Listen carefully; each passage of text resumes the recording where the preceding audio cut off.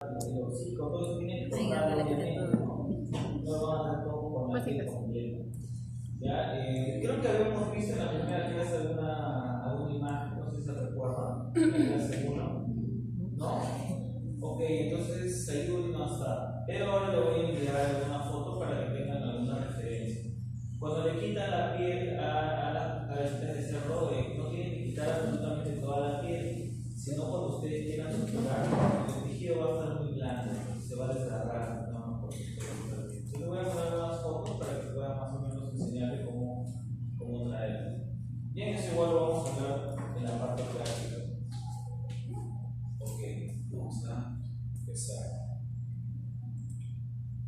Listo, entonces esta segunda parte, como ya sabemos, compete a todo lo que tiene que ver con extracciones dentales, ¿no? Y respecto a las extracciones dentales, vamos a tener extracciones simples y extracciones complejas. Vamos a hablar sobre los pasos también, paso a paso, para poder extraer una pieza dental, porque hay momentos durante la cirugía o etapas. Y también las indicaciones postoperatorias que le tengo que indicar a mi paciente al final del tratamiento para que no tengamos mucha inflamación, no tengamos un cuadro de infección, no tengamos edema y demás. Entonces, primero vamos a hablar sobre la etapa de la exodoncia, ¿no? ¿Cuáles son los pasos para que yo pueda retirar una pieza dentaria, pero en una exodoncia simple? Eso quiere decir un diente que es visible. Imaginémonos que hemos visto algunas de las indicaciones para extracciones dentales en la clase pasada. Por ejemplo, si yo voy a extraer una premolar por indicación para ortodoncia, yo voy a tener mi pieza dentaria totalmente visible, ¿no? No tengo que hacer una incisión, no tengo que levantar el portazo con la ayuda de mis letras, probablemente no tenga que suturar. Entonces es una extracción bastante sencilla, entre comillas, ¿no? Por lo tanto, el primer paso se llama sigmoidectomía. ¿En qué consiste? En separar la encía libre y parte de la encía herida de todo el cuello de la corona, ¿no? Yo voy a desprender todo el epitelio por la parte mesial, distal, vestibular y palatina, y de esta manera el botador o el elevador que lo voy a introducir, voy a introducir toda la concavidad del botador para posteriormente hacer palanca y poder usar mi pieza dentaria para una extracción dental. ¿Con qué material puedo realizar la sigmoidectomía? La puedo hacer con un botador recto, lo puedo hacer con un elevador también, lo puedo hacer con una ledra, también lo puedo hacer con una ledra, ¿no? Pero se recomienda en muchas ocasiones hacerlo con un material que ya te complemente la etapa de la extracción, que puede ser un botador o puede ser un elevador.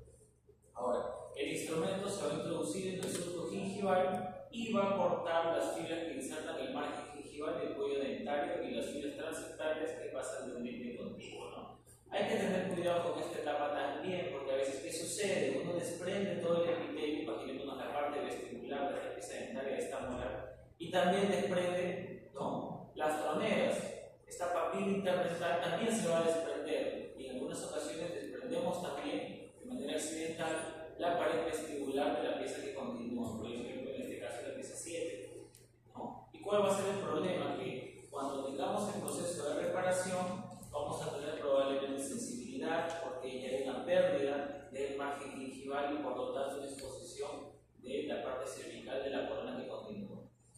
Bien, miren por ejemplo acá, se está realizando la sigmoidectomía con una ledra, pero acá ya con un botador. Sin embargo, podemos tener otro tipo de situaciones clínicas, como por ejemplo esta pieza que tiene una restauración bastante grande a nivel de endodoncia, que no se ha rehabilitado correctamente, por eso es que se ha fracturado la pieza dentaria.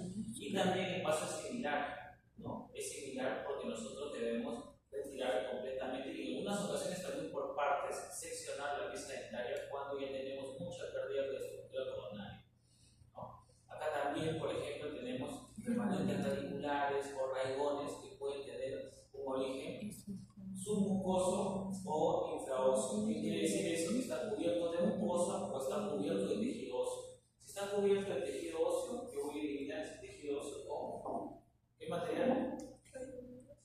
¿Con qué material eliminaría ese tejido óseo que cubre mi raigón o mi remanente radicular? ¿Cómo? Una lima difícil, ¿eh? Porque vas a matarte, ahí vas a necrotar ese hueso más bien raspando.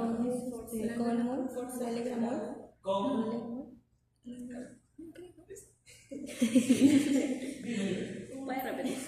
Claro, ¿con qué instrumento yo puedo retirar tejido óseo para poder visualizar un remanente radicular? Imaginémonos que este remanente no lo vemos, está totalmente cubierto por encías y también por tejido óseo, que también puede pasar. ¿Cuál es el error que a veces se comete? Hacen una extracción dental y se les queda una raíz. ¿Y qué le dicen al paciente? Disculpe, se me quedó un pedazo de raíz, pero tranquilo, no va a pasar nada. No es así, ¿no? Es así, tenemos que retirar completamente la pieza dentaria que hemos programado extraer. La pregunta es: ¿con qué instrumento yo puedo retirar un tejido óseo que está cubriendo mi epitelio y está cubriendo también mi remanente radicular? A ver, el forceps en este caso, este de acá, mi regonero va a ser para prensar mi raíz y poderla traccionar para extraer. Mi pregunta es: si este remanente radicular yo no lo veo y está cubierto de tejido óseo porque lo han dejado ahí muchos años, mucho tiempo, ¿qué puedo retirar ese tejido? Con la fresa de carburo. ¿Con una fresa de qué material? De carburo de tungsteno. De carburo de tungsteno, ¿no? Porque nosotros sabemos, si ustedes lo ven en el otro curso, que las fresas diamantadas son para operatorio. Ustedes liman, no van a poder desgastar ese hueso. Normalmente la lima para hueso o el alveoloso va a ser para poder analizar las fresas a nivel de organización. Pero si esta remanente radicular está cubierta de tejido óseo, yo tengo que usar una fresa para poder retirar otro. Mira, acá por ejemplo.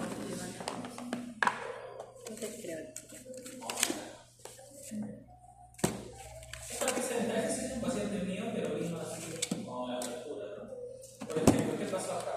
Se le hizo un tratamiento de endodoncia y me comentó que posteriormente le han hecho incrustación. ¿Han escuchado incrustación? Más o menos, ¿no? Una incrustación viene a ser una reconstrucción bastante grande a nivel occlusal o el MOD, medio occlusio distal, que va a reconstruir la pieza dental cuando tenemos una lesión través muy grande. Pero en piezas posteriores, si no se distribuye bien las fuerzas masticatorias, el problema que podemos tener es que se pueda fracturar. Bien, vamos a ver si acá se ve que sigue este video. Tenemos acá la fractura y posteriormente se empieza a separar el epitelio, y acá a nivel de la raíz también vemos cómo se empieza a separar todo el tejido, ¿no? Entonces ya no es una fractura coronaria, sino también involucra parte de la porción radicular. Como hemos visto en la clase pasada, es una indicación también para el mesononcia. Yo voy a tener que retirar esta pieza dentaria porque la planificación estuvo correcta, ¿no? Por parte del colega. Probablemente este paciente debe trabajarse una corona para evitar una fractura. Otro de los problemas también que ocurre, ¿sí? ¿Qué era eso? Cuéntame. ¿Pinza? ¿O qué es? ¿Qué? ¿Es una pinza o qué es? No, este es un explorador. Ah. No, solamente aquí no estoy moviendo nada más. Yo lo veía así, yo también. Lo que pasa es que cuando haces eso le duele. Todavía no había anestesiado y no lo había extraído. No, pero era como para registrar. No, con el explorador no lo hemos movido. ¿Cuál es el problema a veces, no? Se hace endodoncia y se planifica una reconstrucción con resina. Y la resina, ustedes van a ver en qué material se está llevando. No. ¿Sí? ¿No? ¿Qué llevaron? Por ejemplo, ¿no? Cuando tenemos una restauración o vamos a trabajar una resina, normalmente agregamos por bloques, ¿no? ¿De qué tamaño tienen esos bloques, por ejemplo? 1 o 2 milímetros. 2 milímetros, pero sacas tu microscopio o tu reglita para saber que son 2 milímetros. No, cierto. Entonces no siempre se respetan esos 2 milímetros. ¿Cuál es el detalle? Que si mi cavidad es muy grande, yo voy a empezar a colocar varios bloques de resina y no van a estar compactos. Va a haber un riesgo que se pueda fracturar cuando tenemos una reconstrucción muy grande, ¿no? Probablemente, si es muy grande, es mejor trabajar una por una. Una vez que trabajamos la primera parte, vamos a ir con la luxación. Y la luxación también la podemos trabajar con un botador o un elevador. Introducimos la punta progresivamente en el alveolo, en las caras vestibulares, mesial, con ligeros movimientos en dirección vestíbulo igual, palatino, y con otros muy prudentes en sentido mesio-distal. ¿Por qué? Imaginémonos que vamos a extraer esta premolar. Ustedes en el momento de hacer la luxación pueden cometer el error también de luxar la pieza que continúa, es decir, la pieza 6, ¿no? Por eso nos vamos a apoyar en tablas vestibulares haciendo movimientos vestibulares con el botador o con el elevador. Por ejemplo acá, y lo habíamos visto en la clase anterior, ¿no? ¿Qué pasa si, por ejemplo, mi elevador o mi botador lo coloco en la tabla vestibular, mi tabla externa de la cresta ósea? Yo voy a probablemente fracturar esa cresta ósea. Y si se me fractura también el remanente radicular, yo puedo retirarlo con un botador o elevador delgado. ¿Quiénes se exponen, por ejemplo, sobre fracturas? No mandibulares, sino también dentales. ¿A qué grupo les toca? A ustedes, no sé si se enteraron, a ustedes. Entonces, ¿con qué instrumentos, por ejemplo, yo puedo retirar un remanente radicular o una pieza fracturada? ¿Puedo averiguar sobre eso? Me imagino que sí. ¿Con qué puedes retirar? ¿Cómo?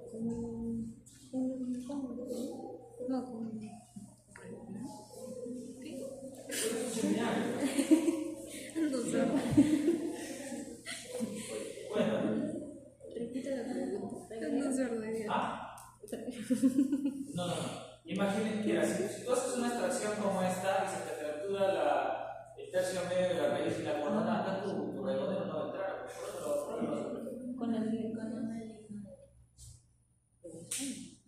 No, continúa, está bien. Falta la otra palabra. con una lima para entonces. Podemos retirarlo con una lima para entonces. Supongo que eso me van a hablar en el seminario, que eso es lo que están de repente comentando en voz baja.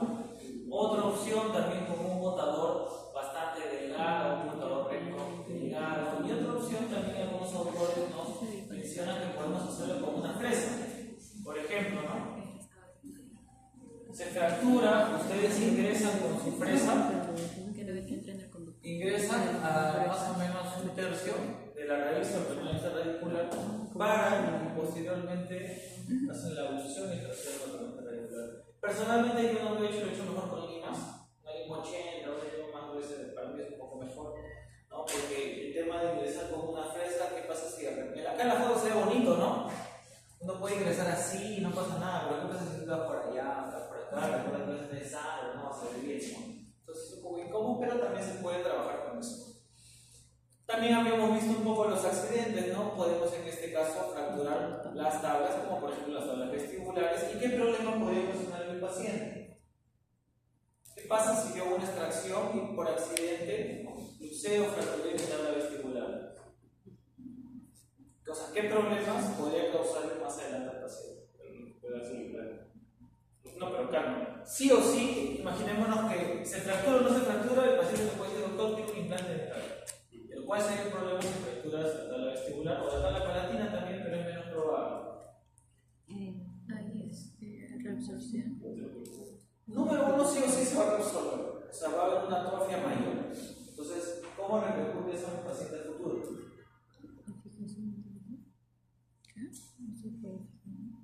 Por ejemplo, como hablaste de implante. Si el paciente quiere colocarse un implante dental, probablemente la tabla vestibular no va a estar presente, se va a reabsorber. Entonces yo condiciono ya a mi paciente para utilizar un injerto óseo, ¿no? Complementado un injerto también de membrana, entonces es más complicado para el paciente, ¿no? Para poder trabajar. Entonces, nosotros si no tenemos un cuidado correcto de las tablas, tanto vestibular como palatina, aunque en mayor porcentaje se fractura la vestibular, vamos a tener mayor reabsorción. Luego de eso, ya hemos hecho la sintesmotomía, hemos hecho la luxación, entonces vamos a hacer la prevención. ¿Cuándo realizo la prevención? Cuando yo ya tengo una luxación de la pieza dental. Eso quiere decir cuando yo veo un ligero movimiento en la pieza dental. Porque si no, yo puedo hacer la prevención con mi instrumento es este, con un forceps, ¿no? Con un forceps que están sacando acá un lateral. Entonces, ¿qué forceps sería? Un forceps recto anterior. Entonces, ¿qué problemas yo podría tener? Puedo fracturar la corona si no he usado el diente, ¿no? A veces, ¿qué pasa? Uno coloca la anestesia y tendría que hacer extracción, entonces hace la prevención y si no has usado el diente previamente, ese diente no va a salir. Entonces, se debe realizar con el forceps idóneo, ya hemos visto también qué tipos de forceps tenemos y la forma de los forceps debe permitir una correcta presión adaptándose al cuello dentario y de esta manera poder extraer. Siempre cuando ustedes hagan una prevención para poder coger correctamente y traccionar el diente para evolucionarlo, recuerden que hay saliva, hay sangre, entonces el inconveniente que podemos tener es que uso las valvas de mi forceps a las valvas. Entonces siempre yo tengo que hacer la prevención lo más eficaz posible para poder reaccionar el diente correctamente. Prensar el apoyo anatómico lo más hacia apical y la pieza extraer. Miren, acá está molar. Cuando ya logramos un grado de luxación correcto, mi forceps va a poder ingresar más apical, por ejemplo, a nivel de la fulva, o acá a nivel del cuello anatómico del diente, ¿no? Entonces siempre tratamos de hacer eso posterior a la luxación. Bien, acá, por ejemplo, el diente al comienzo lo prensan a nivel del cuello anatómico, van retirando el diente poco a poco, pero cuando ya empezamos a luxarlo o a que empieza a evolucionar el diente, ustedes pueden soltar el forceps, prensarlo más apical y volver a traccionar, ¿no? Para que no tengamos unos arrebales de epitelio. Otro tipo de exodoncias, imaginémonos que le viene este diente de acá. ¿Ustedes qué opinan? ¿Está fácil? ¿Está difícil? ¿Más o menos sencillo? ¿Sí? ¿Rápido? ¿Por qué? ¿Por qué fácil? Bueno. Está bien expuesto para el recto. ¿Está bien expuesto? Ok, está bien expuesto, sí. Tenemos digamos, una buena visibilidad, una pieza 1-1. ¿Alguien más? Sí. Que es una pieza que tiene endodoncia. Se había mencionado que cuando tienen endodoncia se reduce. Exacto. Entonces, cuando nosotros, miren, para empezar, ninguna exodoncia es simple. ¿Por qué? Porque siempre podemos tener algún accidente, ¿no? Pero si me hablan, por ejemplo, me preguntan, doctor, ¿qué piezas son de repente un poco más sencillas de extraer? Pacientes que de repente tienen piezas dentales con algún problema periodontal. Pero sí, porque hay pérdida de estructura ósea, entonces son piezas que son sencillas de usar. Pero, por ejemplo, acá tenemos una pieza con un proceso apical y tenemos una pieza con un tratamiento de endodoncia. Y sí, es cierto lo que mencionó Miren, ¿no? Cuando nosotros trabajamos piezas con endodoncia, vamos a tener un grado de anquilosis, ¿no? Va a ser un poco más compleja la extracción, porque ustedes van a intentar usar este diente y probablemente no se va a poder usar al comienzo, va a tardar un poco más de tiempo, y sobre todo si es una pieza uniradicular, es un poco más lenta también, porque si ustedes prensan para poder traccionar, se van a quedar con este tercio del forceps, ¿no? El resto se va a quedar en la raíz. Es un poco más complicado. Miren, por ejemplo, acá tenemos gran destrucción coronaria y lo que han realizado es una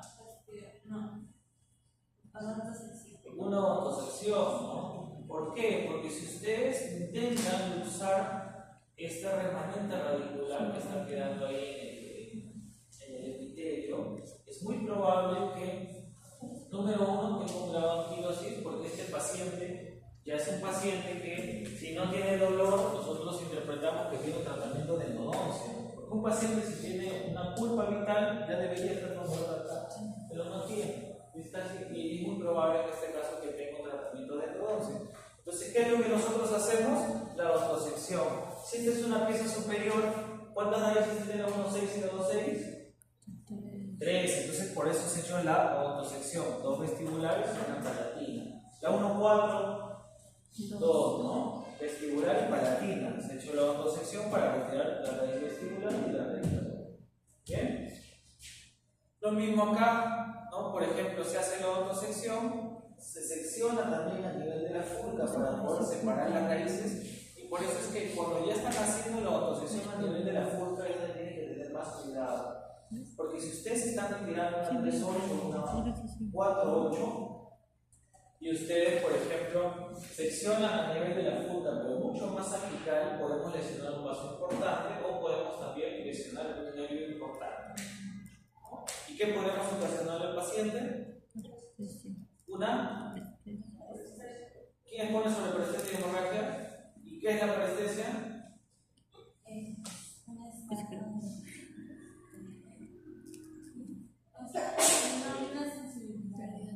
Ok, es una pérdida parcial o total de la sensibilidad. O podemos también causar una hemorragia. ¿Cómo solucionaríamos una hemorragia? Por ejemplo,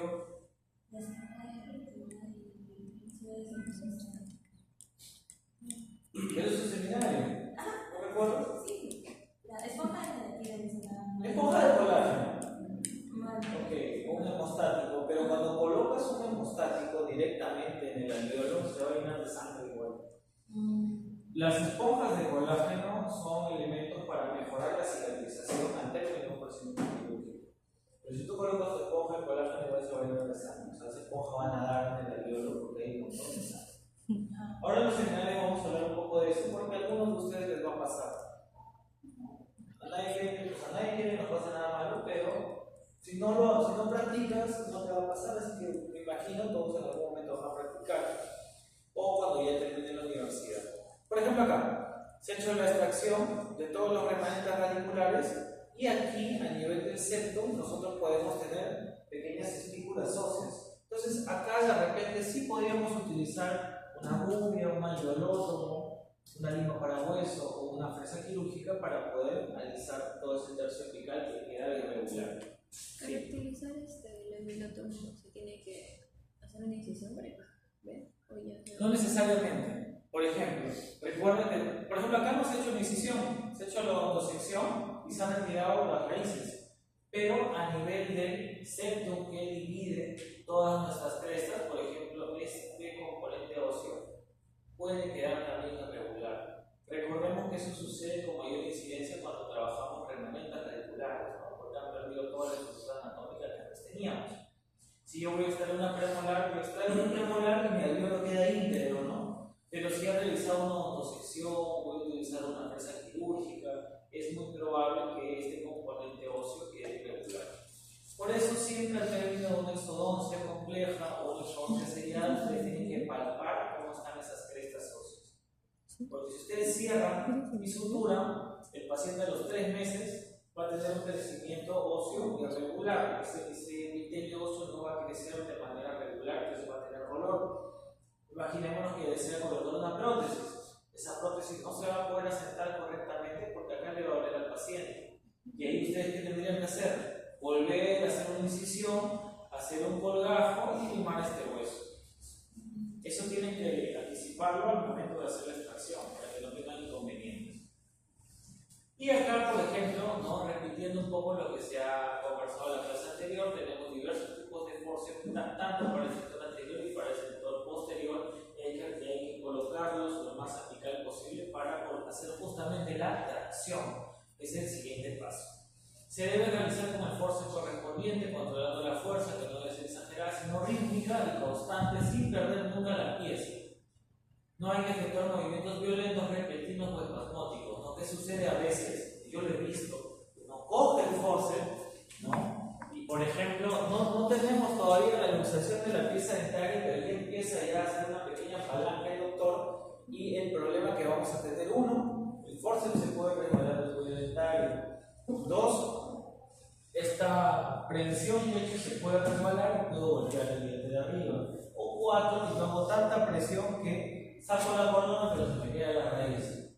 Y ese también es un problema porque puede pasar. Por eso, aquí cuando coloco esta sugerencia, si la luxación está muy avanzada, se recomienda rotar casi 360 grados. Es decir, ustedes tienen el forceps, ustedes tienen el forceps y pueden rotar totalmente para que puedan ya desprender todo el epitelio que soporta las raíces o los remanentes radiculares. Pero cuando ya la luxación está muy avanzada, ¿no? Cuando ese diente ya tiene una movilidad, si no es conveniente porque ustedes pueden rotar y pueden fracturar la raíz. Tiran la pieza dentaria y se puede quedar alguna de las raíces. Por ejemplo, en la 1.6 y 2.6 más frecuente es la palatina porque es la más larga, más ancha que la vestibular mesial y distal de la primera molar. Luego, para poder expandir las tablas óseas en la tracción, es mejor usar el brazo y el antebrazo que solo el antebrazo, que es lo que sucede en algunas ocasiones, ¿no? Cuando se está haciendo algún tipo de. Cuando estamos haciendo algún tipo de extracción, por ejemplo, ¿no? ¿Qué es lo que pasa? Porque van a ver que ustedes se van a acostumbrar también, algunos doctores prefieren trabajar sentados, otros prefieren trabajar parados para estarse moviendo alrededor del paciente. Y cuando uno está haciendo una extracción, a veces, ¿cuál es el error que comete? Hacen esto, ¿no? Y luego termina con dolor de muñeca. Porque solamente estás trabajando la muñeca. Pero si tienes una correcta posición, tú vas a trabajar el antebrazo también. Todo el brazo va a trabajar con una sola fuerza. Pero como vamos a estar en práctica, lo vamos a hacer de ambas maneras, porque muchos van a preferir estar sentados, otros de repente parados, pero de acuerdo a cómo se acomoden.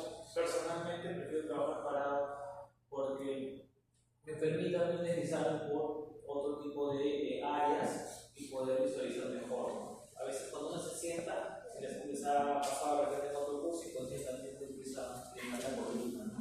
Y después ya no te ves solo las muñecas, sino también la columna, hay que tener economía para poder trabajar. Una vez que ya han realizado esos pasos, van a culminar con la ablución. Van a terminar con la ablución. Y esto se consigue cuando la cortical más delgada, generalmente la externa, cede, y es el momento en el cual puede ejecutarse una fuerza extrusiva, de extrusión, ¿no? Para poder retirarlo, o de tracción al diente, ¿no? Ese es el momento ya de felicidad cuando está a punto de retirar ese diente, ¿no? Pero obviamente ya hemos tenido una luxación de la pieza dentaria y también hemos realizado el paso que mencionamos anteriormente, ¿no? Ya hemos hecho la tracción. Recuerden, el término ablución es cuando la pieza dentaria ya no está en boca. Por ejemplo, y lo hablamos la semana pasada, un niño que cae y pierde una pieza dental, es una pieza ablucionada. Luego de eso, dependiendo del tratamiento que realicemos, es necesaria una limpieza del alveolo, sí. Por ejemplo, si yo tuviera una exodoncia de esta pieza dentaria, imaginémonos que vamos a extraer esta pieza porque ya tiene una lesión cariosa muy grande, tiene un proceso apical, está cerca la furca. ¿Cómo serían los pasos para extraer esta pieza? Primero, ¿qué hacen? La anestesia. La anestesia. ¿Qué técnica de anestesia usas? Infiltrativa. ¿Qué pieza es? Una trompular. Luego, Este pues, sin desmotonía. Sin este tipo de piezas, ustedes al comienzo pueden intentar extraerlo con los pasos que hemos visto. Pero si vemos que empieza a fracturarse parte del componente dentario, tendríamos que optar por una odontosección, ¿no? Por una odontosección. Secciono acá hasta el nivel de la furca y hago el retiro de los remanentes radiculares. ¿Cuál es el inconveniente? Que esta pieza tiene una infección.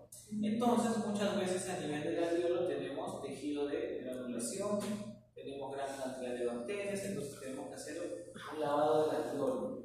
¿Con qué elementos podemos lavar el alveolo? Con ayuda de una cureta más suero fisiológico, y otra opción que tenemos también es clorexidina. ¿A qué porcentaje de cuerpo suero? 0.05. ¿Cuándo utilizo 0.05 y cuándo utilizo 0.12? Eso ya no sé. Voy a hacer como se debe. No, mentira. Tenemos dos porcentajes. Uno lo vamos a utilizar en tratamientos periodontales, pacientes periodontales, que vamos a utilizar de una manera prolongada. Podemos utilizar de repente 0.05. Pero si lo voy a utilizar para desinfectar o lo voy a utilizar como inflamatorio previo al tratamiento quirúrgico, eso también nos faltó comentar. Antes de la extracción, obviamente, vamos a hacer enjuague de clorexidina al paciente para disminuir la carga bacteriana, más no eliminarla, pero sí para disminuir.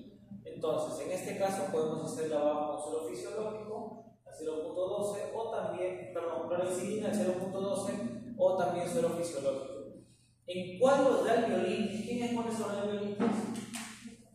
Ustedes. A ver, chicos, en cuadros de alveolitis, ¿ustedes qué opinan? ¿Es recomendable culetear? ¿No es recomendable culetear? Depende. Si es buena, sí, para que tejido necrótico. Ok. Si es seca, se recomienda no, también por el para estimular la. Así mismo, para estimular la. Dijo que. Pero sí te han hecho algún comentario de eso. A ver, ¿qué te comentaron? Dijo que una noticia seca se tiene que culetear para estimular el sangrado. Sí.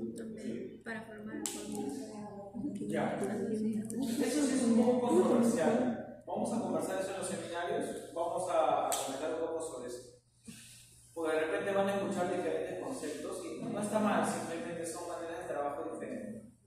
De las dos, la más dolorosa, ¿cuál es? La seca. Entonces, si de manera inicial no se formó un coágulo, lo podemos estimular, sí lo podemos estimular, pero al momento de culetear un alveolo seco, ese paciente, por más que la anestesia va a tener un montón de dolor. Y dos, es muy probable que al momento de curetear tú elimines las fibras que van a reparar posteriormente por un coágulo. Quizás sería mejor colocar un hemostático, suturar, ¿no? Algo que estimule no solamente el sangrado, porque tú cuando vas a irrigar vas a sangrar el alveolo, sino también podemos mejorar esto con la retención con colágeno, podemos suturar, podemos utilizar otros componentes como la biogil, no sé si lo van a explicar, si se lo han leído. Y en una alveolitis húmeda nosotros tenemos tejido que está contaminado, ¿no? Ustedes irrigando directamente en el alveolo van a poder remover todo ese epitelio. A veces no es necesario curetear, porque sí se evidencia que al momento del curetaje eliminan un porcentaje del componente celular que es reparativo para poder formar un nuevo coágulo, ¿no? Pero eso lo vamos a debatir en la parte de los seminarios. ¿Bien? Sí. Dijo que la clorexidina se utilizaba también para limpiar el alveolo. Sí. O sea, ¿cómo? O sea, directamente en el alveolo. Sí, por ejemplo, tienes una jeringa de 20, la cargas de clorexidina, tienes acá el alveolo, internamente este alveolo está con bacterias, ¿no? Porque tiene un proceso apical y tú irrigas directamente en el alveolo. Esa es con la de 0,2. Sí, y irrigas directamente en el alveolo para poder eliminar un poco la carga bacteriana de ese alveolo, ¿no? Pero no es que vas a ingresar toda tu aguja, ¿no? O sea, la aguja normalmente se rompe, ¿no? Se rompe, hacemos un pequeño doblez, esa aguja no se va a romper porque no va a tocar prácticamente con el epitelio. Ustedes de manera superficial van a empezar a irrigar, ¿no? Bueno, me adelanté. Sí, podemos irrigar entonces con suelo fisiológico y posteriormente vamos a suturar. Dependiendo, por ejemplo, si yo ya veo que mi epitelio está ya está muy invadido, he hecho una incisión, de repente he trabajado una exodoncia como la de, no sé, como esta, ¿no? Obviamente yo no voy a hacer que el paciente muerda una gasa, no va a parar de sangrar. Entonces necesito afrontar los tejidos para que mi paciente pueda tener una mejor reparación, porque esto también se puede infectar, ¿no? Bien. Vamos a esa parte, esto también, y la cintura, vamos a ver también más adelante diversos tipos de puntos. Tenemos puntos simples, colchonero vertical, colchonero horizontal, puntos continuos, puntos en X y demás. Y eso también lo vamos a hacer en la parte práctica más adelante. Tenemos diversos tipos de hilos de sutura también, ¿no? Tenemos sedanera, tenemos nylon, tenemos ácido polirglicólico que es reabsorbible. Cada uno de ellos tiene propiedades distintas y las vamos a usar en algunos casos especiales. Técnicas automáticas de exodoncia simple. Es importante conocer la distribución y cómo están compuestas las raíces de todas las piezas dentarias, porque en base a eso yo voy a hacer los movimientos correspondientes. Por ejemplo, ¿qué movimientos de extracción me recomendarían si yo voy a trabajar en exodoncia en la pieza 3-4? ¿Qué es eso?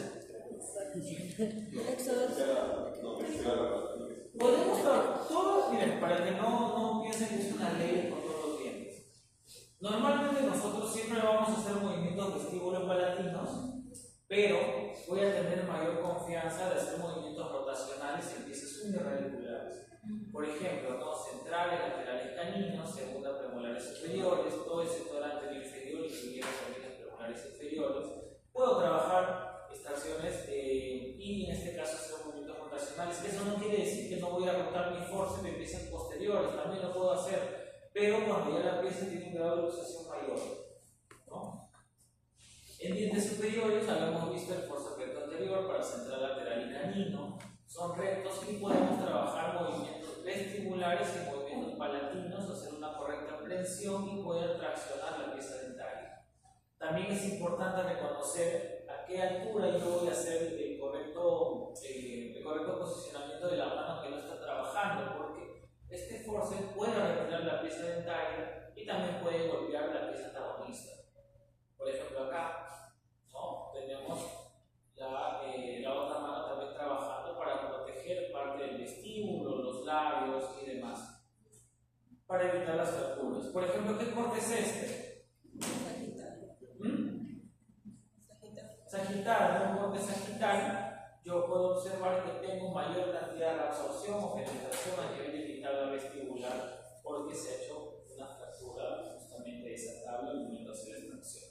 Tenemos forceps también superiores para la primera y segunda molar que van a tener una angulación mayor, porque yo necesito mayor angulación de mi forceps ya que estoy yendo a extraer piezas más posteriores. Los movimientos también son similares, ¿no? Vestíbulos palatinos, ¿no? Por ejemplo, si acá voy a tener una raíz vestibular y palatina y también el apoyo de las otras piezas. Miren acá, por ejemplo, ¿no? Tenemos un apoyo con la mano que está trabajando en la tabla palatina y la tabla vestibular. Habíamos visto también cuando un forceps es izquierdo al lado derecho, ¿no? Por ejemplo, si tuviéramos forma de tridente, ¿hacia dónde va esta parte del forceps? Hacia vestibular, ¿no? Y la cóncava la tenemos muchas veces hacia palatina, por ejemplo, 1,6,2,6 hacia palatina. Si yo voy a sacar una tercera molar superior, 1,8,2,8, esta parte va hacia vestibular o palatina, la parte cóncava. ¿Se acuerdan del forceps que ustedes habían traído para terceras superiores?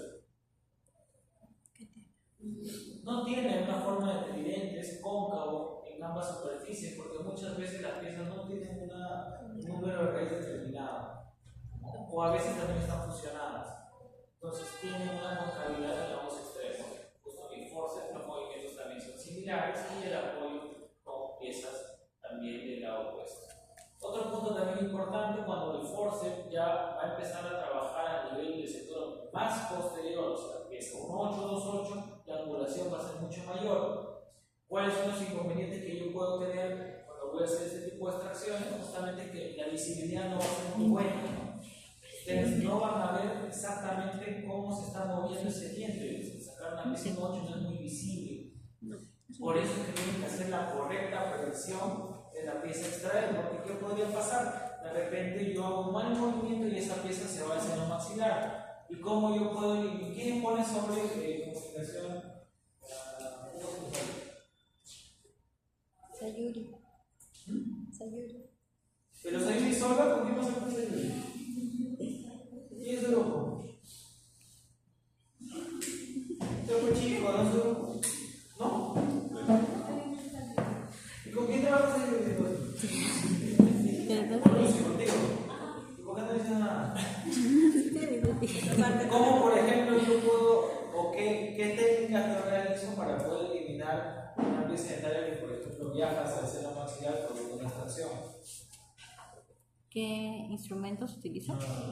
¿Cómo se llama el procedimiento quirúrgico mediante el cual yo puedo eliminar o puedo retirar una pieza dentaria que se ha incluido en el seno maxilar? Me imagino de eso me vas a hablar en tu seminario, porque es parte del seminario. Yo voy a hablar sobre el desplazamiento de los dientes. Claro, pero también les comenté que tenía que explicar cómo se, o sea, se desplaza y queda. Bueno, vamos a ver cómo están los seminarios. Ojalá salga ley hoy día, porque recuerden que esta nota de los seminarios se promedia con su evaluación continua y se promedia con el examen que vamos a tener en la hora de día que cerca. ¿Bien? Continuamos. Ya pueden terminar con este que siempre hemos. Entonces habíamos hablado que tenemos una correcta aprehensión de los forceps dependiendo de la zona donde yo voy a trabajar, la pieza que voy a retirar. Y también vamos a utilizar el rayonero o bayoneta cuando yo voy a eliminar un remanente radicular. Obviamente cuando ya he hecho la luxación de la pieza dentaria y esa pieza dentaria tiene un movimiento, porque en caso contrario yo puedo fracturar más ese remanente radicular.